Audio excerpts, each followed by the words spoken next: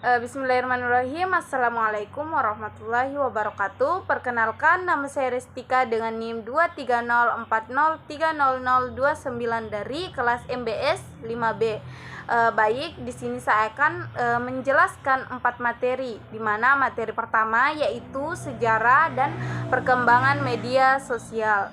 Jadi, materi ini itu membahas tentang evaluasi media sosial dari masa awal internet hingga era digital modern.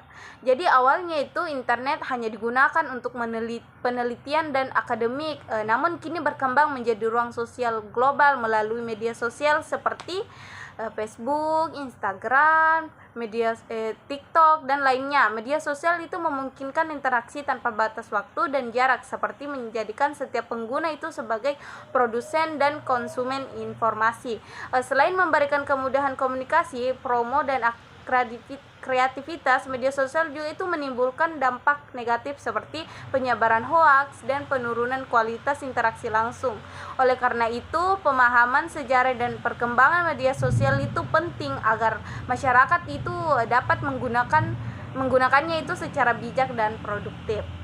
Terus adapun materi kedua yaitu dinamika komunikasi virtual, komunitas virtual.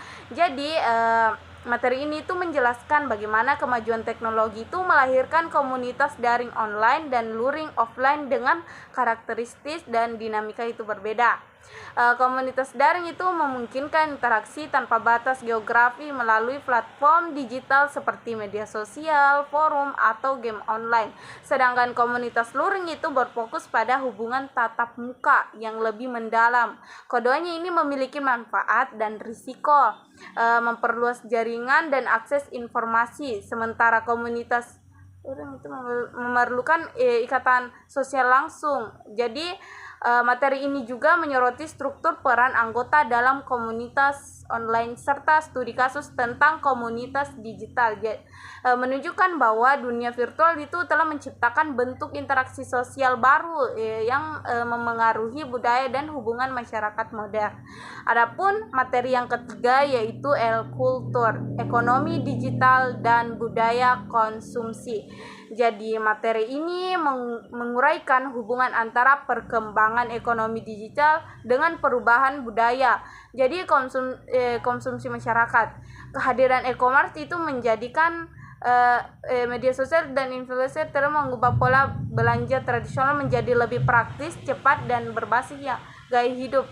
Konsumen kini tidak hanya membeli produk, tetapi juga membeli citra pengalaman dan identitas sosial yang dibentuk secara digital. Influencer berperan besar dalam membentuk tren konsumsi dan kepercayaan konsumen. Sementara media sosial itu menciptakan ruang interaksi yang menjadikan belanja sebagai bagian dari aktivitas sosial.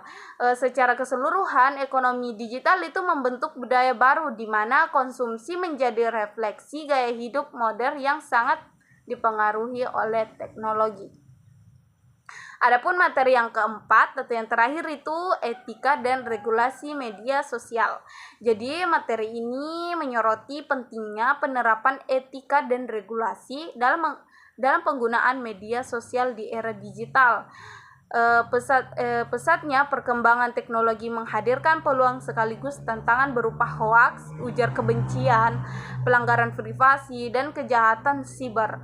Untuk mengatasinya diperlukan kesadaran etis pengguna serta penerapan hukum seperti UU ITE dan regulasi terkait keamanan digital.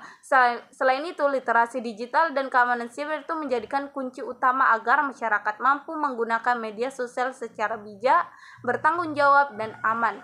Dengan penerapan etika, regulasi hukum, serta peningkatan literasi digital, media sosial dapat menjadi sarana komunikasi yang positif dan bermanfaat bagi kehidupan sosial.